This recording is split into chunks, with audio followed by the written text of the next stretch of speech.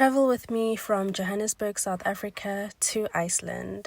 So this is how I spent my last couple of hours in the country, obviously soaking up the sun with my family because I know where I'm going to. Like, the weather's not going to be as great as this, even though it's technically winter in South Africa.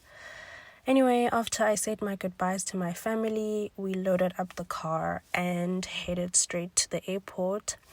I was accompanied by my cousin, and obviously it's always a vibe with him, so it was fun just traveling to the airport together. And I love being early at the airport, guys. Like, I don't like the long queues and busyness, so I like being early. And there I am with all my shopping that I did. And after checking in and saying goodbye to my cousin, I managed to grab lunch. And then I headed over to my boarding gate to just wait for the flight to board. And I like to use this time to call some of my family and friends and just say goodbye to them before we take off. So this time around, I was flying with Swiss International Airlines, and yeah, it was my first time flying with them from South Africa to Iceland. So we are going to be traveling via Zurich, and yeah, there I was settling into my seat. I always have to book a window seat because I never get tired of just staring out the window and appreciating the skies. It's so beautiful.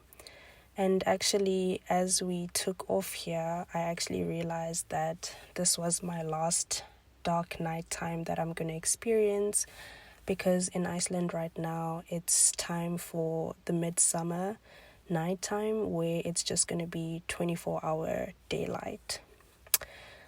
I chose the chicken pasta for dinner, and I don't know why I chose the red wine. I should have paired it with a white wine, but it was so delicious. I really enjoyed it, and they had this delicious sponge cake with blueberry sauce as well. Yeah, I was very happy with the meal. So this was a 10-hour flight, and I was hoping that after dinner I could just fall asleep so that time would go by faster. But I only managed to sleep for almost 2 hours before I was wide awake again. So I spent the rest of the flight praying and admiring the views, and also I found a TV series to watch. Eventually 4 a.m. came about and it was time for breakfast.